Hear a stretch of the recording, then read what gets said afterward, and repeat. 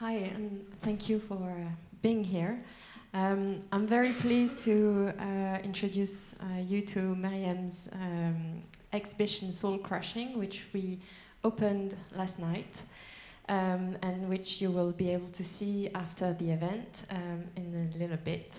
So the idea is to give you a quick or like a presentation of the project and how it shifted from its first iteration at Fondazione Prada last year to here.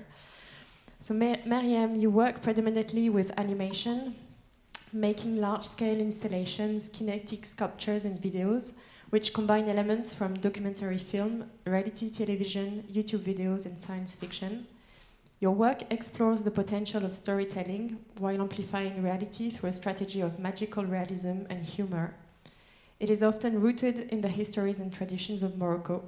With humor, your work reaffirms the power of family while analyzing larger systems of power across a network world. So we're going to dive into the origin of the project, Soul Crushing, which is an orchestra for nearly 200 flip-flops. Maybe let's start with why you chose the flip-flop as the main character for this installation, and which references did you draw upon? Hi everyone, thanks for coming. Thank you for this intro. It's an orchestra by flip-flops. By. Maybe before flip-flops, but and I heard someone laughing already, so it's a very serious project. So I started. I don't know why I was like kind of thinking about doing something with a flip-flop, and it sounds very silly, but a lot of my work only makes it to its final stage because somehow I trust the silliness to take me somewhere, and if I keep coming back to something, I feel like, you know, there's a reason. If I deconstruct my instinct to be into something, me as a person and all of us as people, we're a set of political, socio-political circumstances. So what interests us is never random, right? So I was like, why do I keep coming back to the flip-flop? And often when I have a question like this, I make work with it, and through making the work, I articulate an interest that transcends the seemingly absurd initial attraction. So I made this piece in 2021, I think, and it was just, it's not even a piece, it was just an experiment. I have PowerPoint here, but it's separate from the other one. I was playing it. So if you go next, it will play it.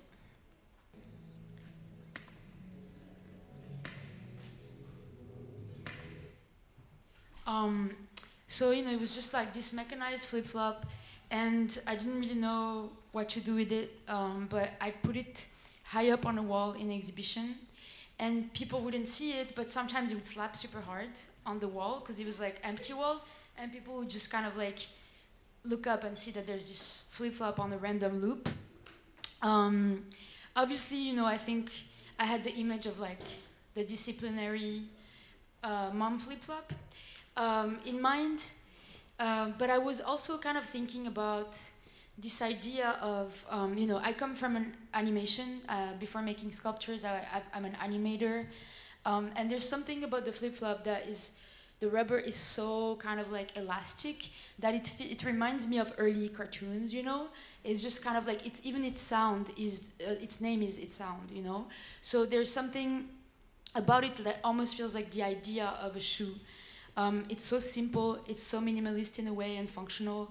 It's the oldest shoe that we have, records of. It's also an environmental problem. We make too many. It's the shoe that's the most produced. It's also the most affordable shoe. So it's this very, very common object. And at the same time, it has this kind of like a funny plasmaticness. And I was reading about Eisenstein was very fascinated by Disney. So he wrote a lot about animation, and he was always talking about this idea of plasmaticness of early cartoons, how like they defy, they just like, they're polymorphous, you can't contain them, they're constantly defying rules, and he had kind of a political read about the cookie cutter suburban American life at the time, and how there was something so radical about how the Disney animations were, which is funny because Disney himself was not radical at all. And to make animation, it's like a factory and it's very complicated labor, details. But so I was thinking about that, and then at the same time, as I had made this sculpture, I was watching a lot of videos of fans, like ultras, at football stadiums. Specifically in Casablanca, there's two teams that divide the city. It's very serious, Raja and Wydad, and they kind of compete the fans in making the most, just like biggest spectacles.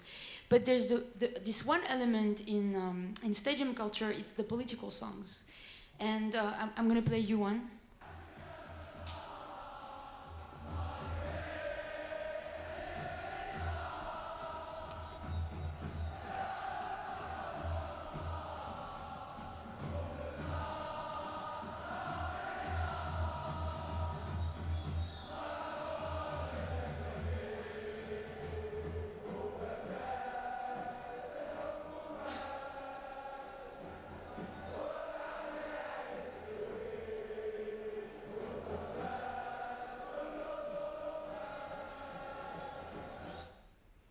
So what I found so first, like, I think there's something that I can't really explain about, I don't know if you guys feel it, but like so many people together singing is just like, how often are we with each other as humans, with that many people? But there's something very evident, which is that these are songs that if you sang alone, you would be in trouble. But the fact that you're in a stadium with a lot of people, all these like songs about political, like government corruption, or Palestine in a country that's normalized its relationship to Israel, are possible to sing because there's a group singing them. And so I was thinking about, this kind of like power of like collective moments, and at the same time thinking about the flip-flops and something about feet and stomping and percussiveness of feet, but also the multitude. So all these ideas kind of like together started building something. And so you're touching upon the power of music. Can you describe which instruments and what influenced the work? Yes. So as I was thinking about movements, like moments of like being together in a crowd, I was thinking there's football stadium and that are very cathartic. Also, sports are always where people go to kind of like express some kind of rage of like everyday life or political rage. And at the same time, I was thinking of other moments of togetherness. Obviously, like I live in New York, and like at the time, like it was after 2020, and we're our first time back out after COVID, after the first wave, was after the assassination of George Floyd, and we're always at protests, and it was so crazy to be around so many people after being isolated, but there was also an emotional aspect of being connected by a political idea.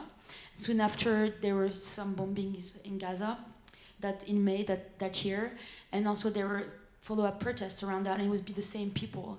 And so I was thinking about those moments as well where that are political, but also thinking about music. And so music is the starting point of a lot of my work. And I had made a video recently that had the Qamar, which is a ceremony in Marrakesh that has to do with like clapping and controlling rhythms of clapping over multiple hours. So I was thinking, well, I do like the sound that a flip-flop can make, and flip-flops together can stomp and riot, but they could also make music. Because at that point I thought, can I make an installation based on that first silly sculpture I showed you? Could I make an installation that transcends the kind of simple aspect of just this one object? And I was like, well, I could create a riot with stomping flip-flops, but I could also create an orchestra, and it can be back and forth. So then I started thinking about what kind of sounds can be made, and I also love percussion and percussive dances. So these are early drawings of, thinking, well, if I take like a thick sole, that will make more of a bass sound. If I take a flip-flop that's made out of like some kind of mesh element, and I undo the mesh, it would be like the soft like jazz drumming, you know, like brush. And then I was thinking about like wooden soles and just kind of like how different sounds can come out of this object. And then here on this side, you'll see those are the kind of like derbuka, bendir, and claps and tambourine are some of like the bass sounds of Moroccan percussions that you find over different genres of Moroccan music. And I was thinking about how to recreate them based on drums that flip-flops would hit. So these are just some research drawings. And then, you know, I was kind of researching, like just watching a lot of dances that are percussive through the feet. And so the first video is a shabi, Moroccan shabi. Oh, not that one.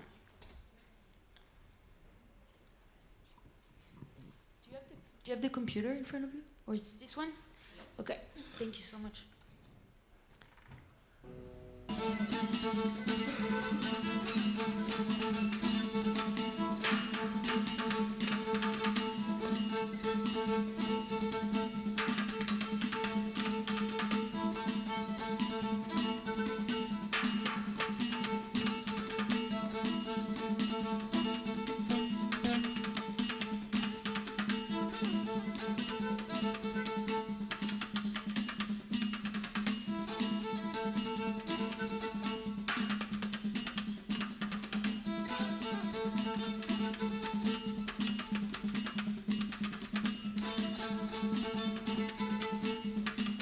So this is Moroccan shabi. Shabi translates to pop.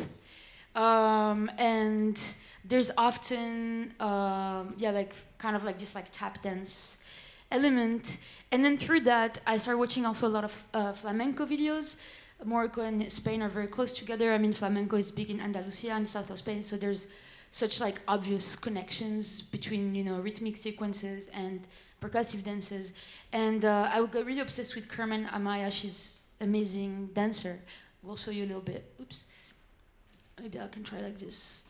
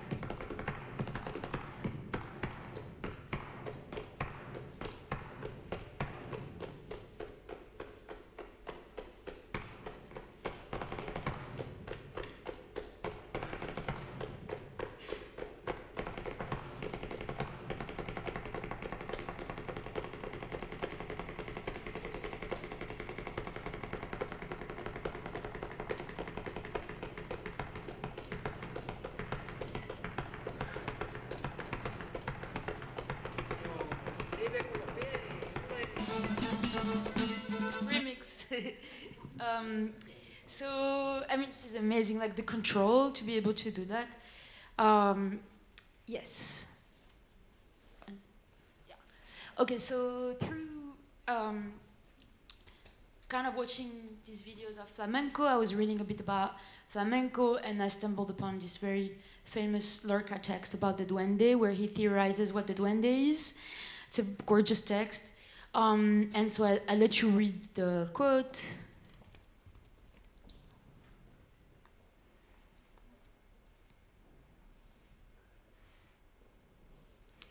You know, so he's trying to kind of like theorize on this mysterious force that is what kind of like, you know, when someone dancing in front of you, like sometimes they can be technically amazing, but nothing happens. And sometimes some people are maybe not technically amazing, but they have a connection to something kind of bigger or more mysterious that you can't explain, that is emotional or just they transcend like whatever they're doing.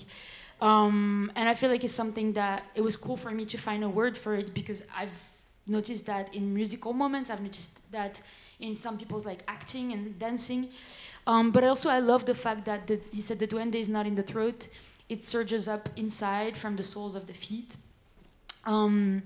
Because I feel like often when we talk about animating a body, or a body being animated, whether it's a puppet or a character, this always either from the top, so it's kind of like this intellectual, cerebral control, or from this like visceral place of through the belly. But I like this idea of the feet, and also just on a personal note, I grew up going to a lot of my extended family's Gnawa ceremonies, which are ceremonies that invoke shnuns, which are spirits, not ghosts. It's different. And a lot of the ways that you let the spirits through trance coming to your body is you can't wear shoes because they come from below the ground. So I would always wear shoes because I was so scared. And I always thought, like this idea of, it almost felt like, if you don't wear shoes and like you can get electrocuted if there's water on the... So there's like, I was like, oh, it's like an electric shock that you're trying to avoid with rubber. So, it's like all this network of ideas for me that were kind of coming together. This is another excerpt from the text. And he talks about the marrow of form, pure music with a body lean enough to float on air. Again, as an animator, I think this is something that resonated a lot.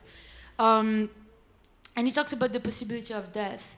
He also says that sometimes, like, often older people or kids are closer to duende because they're closer to death in this way.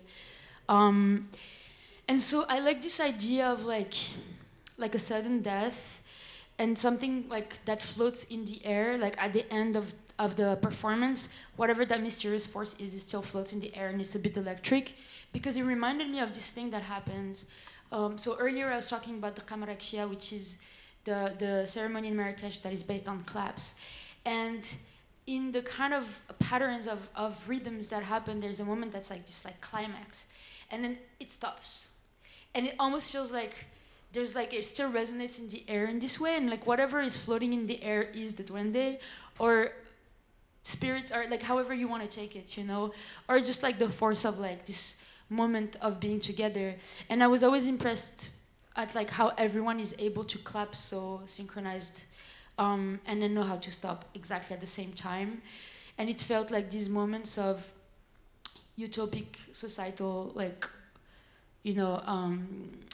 being together, like exactly what we don't know what to do as a society, which is like we don't know what we should do together, like hard to be together. So I can show you a excerpt of the Dqa and the moment I'm talking about.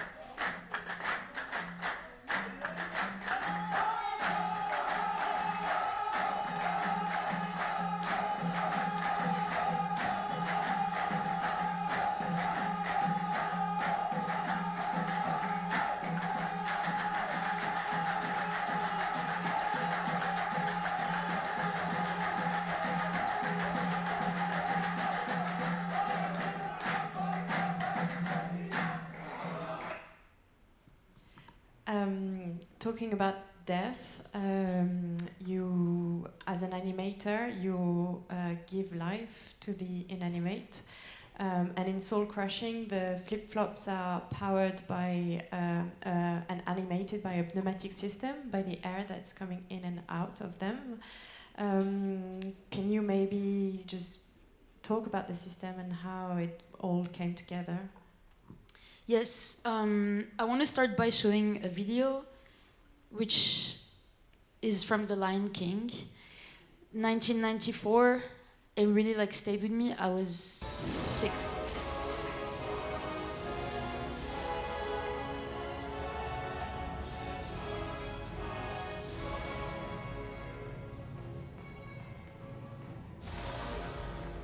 Scar! Brother, help me!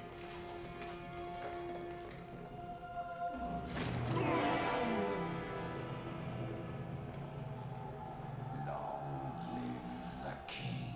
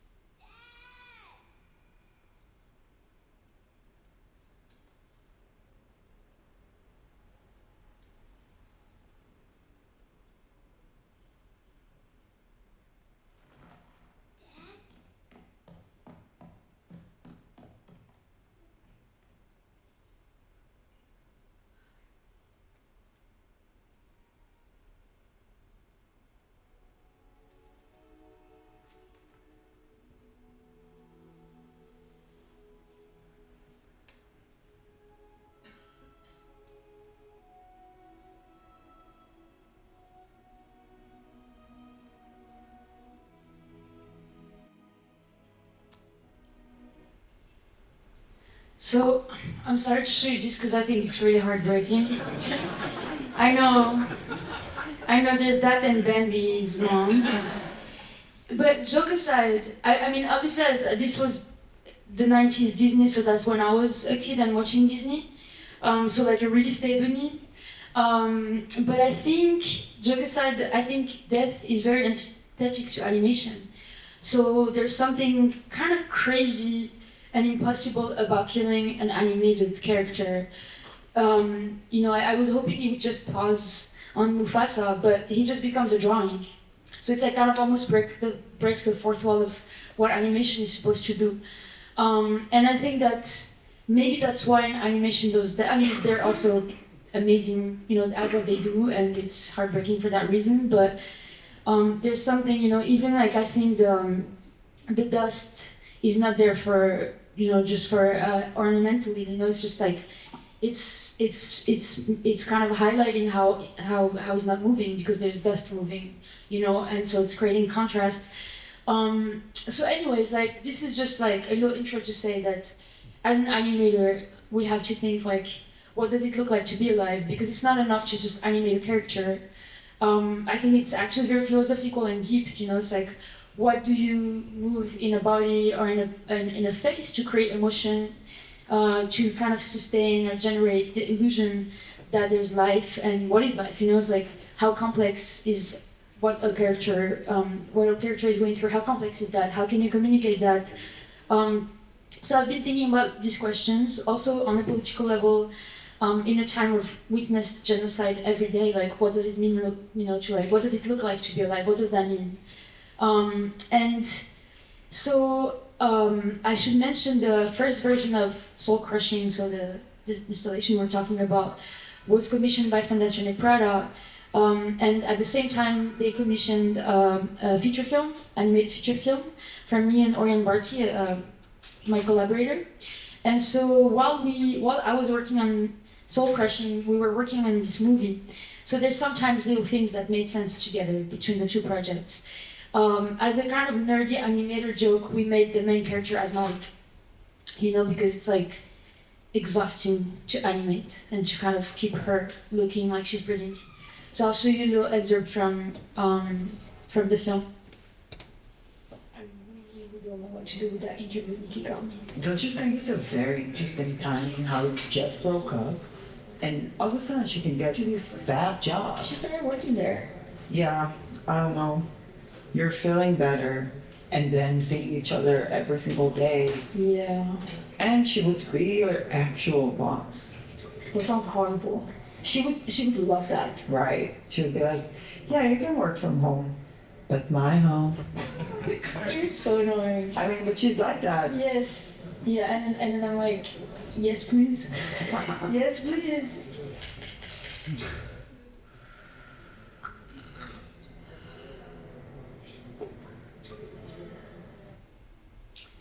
So that's a little clip. It was also very useful to have this like shaking the ventolin and as like a kind of little rhythm moment, after a scene. It's just like quick shots.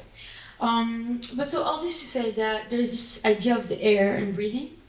And so when we started developing the system, I was like, I want to make a giant instrument with flip-flops. The engineers that were working with us said that we could go different routes. It could have been mechanical, it could have been, mechanical, or pneumatic. And so they said, we can use tubes of air. And I thought that was amazing because first the tubes are moving a little bit, so it feels like this living organism. And then they showed me the colors of the tubes, and we could have blue and red. So you'll see upstairs if you go after that each flip-flop has a blue and red cable, and it reminded me of those drawings of the blood circulation. And I like this idea that the whole instrument is this living organism, and also that the air that they're sharing is coming from a compressor. They have to share this resource of air. Since the installation is a bit like a mini, so that's how it works, the pneumatic system. The whole instrument itself, at sometimes it looks like a mini recreation of a mini society. and they have to like share this resource of air together. So sometimes when some groups take too much air, the others are out of breath. Actually, in this new version here, the compressor is amazing because there's a compressor in the building. I don't know if you're familiar with the fact that the platforms move here in this building. So that's with the air compressor. So there's a embedded giant compressor in this building. So they're not really out of breath. They're actually thriving, but that's kind of helpful for the music because it makes the music react in a sharper way. I think we're just going to show you a few images of the installation as it was in Prada. That will give you a little appetizer of what the show is here. And if you want to maybe comment... Oh, sorry. That was not... Okay. If you want to say just a couple of words on the instruments or the role that they play. These are shakers. So they're decorated with metal rings, so they go just like. These are different instruments. Yeah, those are the Grammys. They're the Grammations. So it's crazy. They all have personalities because when you see flip-flops, you're like, you know, the person who would wear those.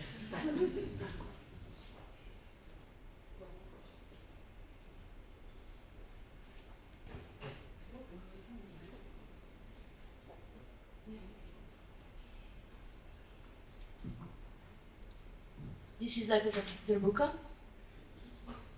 Which is the... I'm not going to spoil too much. Yeah, you'll see it upstairs. There's a big tambourine. This is kind of like what I call the crowd. These are like where there's like a multitude of them, kind of recreating the stadium feeling, the stadium crowd. Thank you. Thank you so much.